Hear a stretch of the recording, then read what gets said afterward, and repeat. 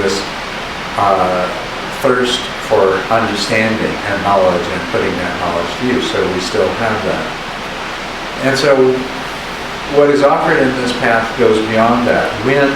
When the doors of perception are cleansed, we see what really is.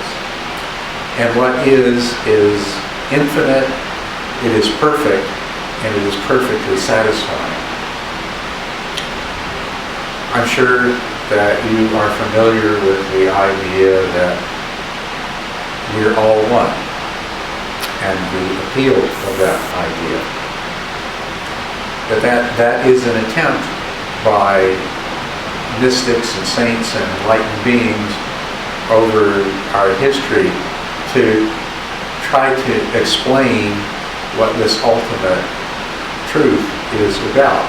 It is about non-separateness.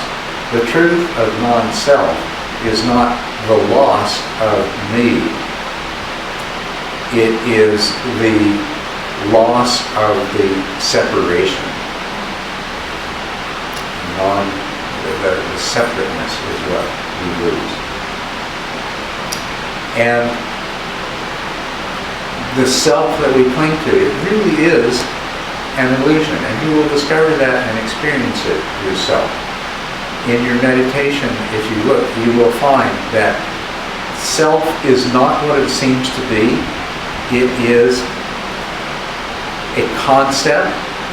It is a mental construct. It is something created by mind, fabricated by mind, conceptually. And the other aspect of it is that it is a feeling, a sense of separateness. A sense of separateness. And that's what selfhood is all about, is separateness. And everything else, once the separation is there, everything else starts to flow out of that separateness. And that's where our problems are. As long as you are attached to that sense of self, and as long as you believe in it, you are going to be vulnerable to suffering.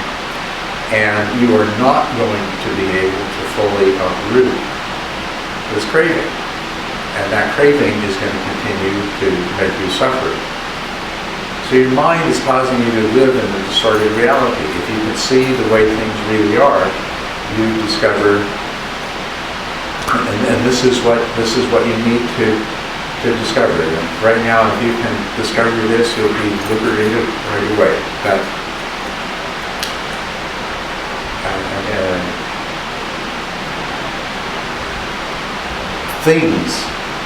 Thing-ness is a fabrication of our minds.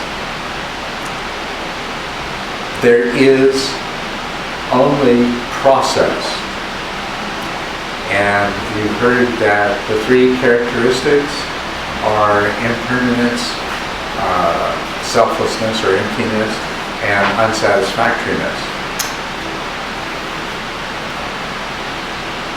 Our existence is unsatisfactory, and the more clearly you understand that, then the more you will have achieved renunciation of the false view that your mind imposes on you. That if only you could have this and keep that from happening, everything would be perfect and you'd be happy.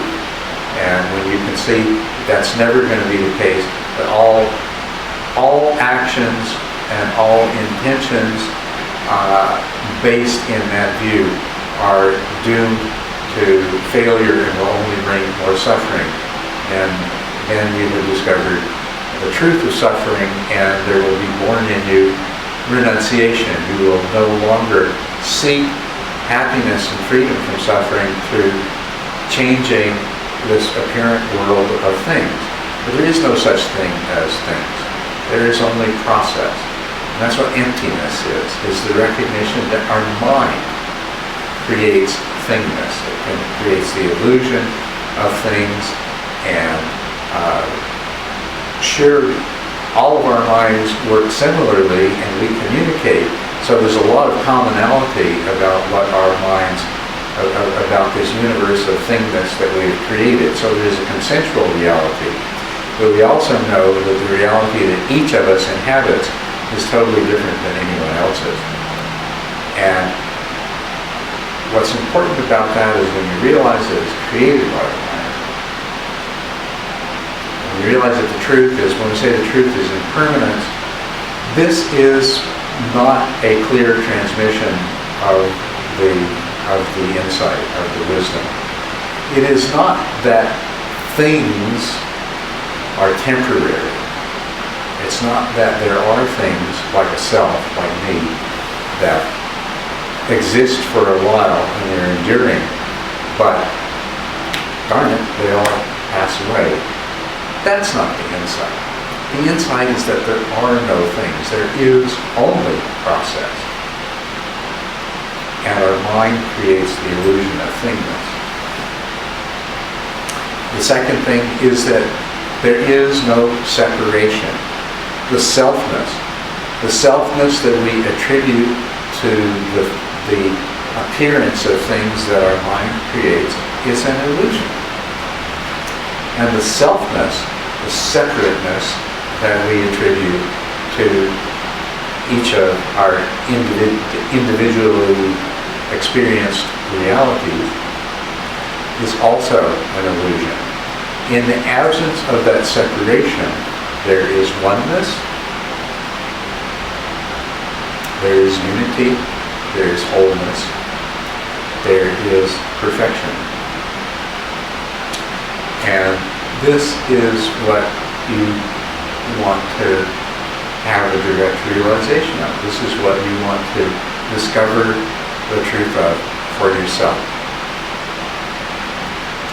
You see what I mean? And it's not an idea. If it were at the level of being an idea, it's just one more idea, and so it just belongs to the whole category of things that is part of the illusion. It's recognizing it as an ultimate truth, as the ultimate nature. We've talked about consciousness. Our individual consciousness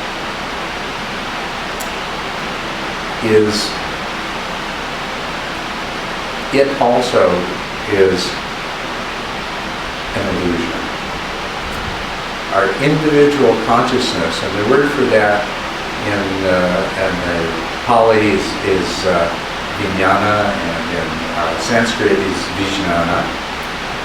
And the V means that it's dualistic, it's split, it's separate. And as separate, it's an illusion. It's false. Because reality is unity, it's oneness. When mind creates a duality between the object of consciousness and the consciousness that holds the object, illusion has been entered into. And that consciousness, that vijnana or vijnana, is illusion. When the duality is overcome, when the mind ceases to fabricate this duality, then we have, instead of vijnana, we have jnana. Instead of vijnana, we have jnana. We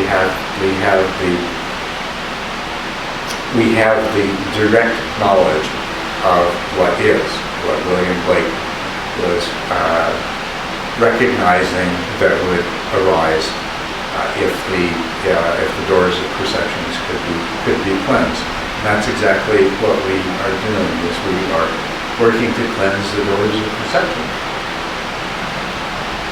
There's a part of your mind that, and I'm sure a part of your brain that corresponds to that its whole job is to keep constructing this illusion of self, and another related part of your mind and your brain, that its whole job is to take what arises via your sense organs and make that into a world of things. And so we believe that we are a separate self occupying a universe of independently existent things, and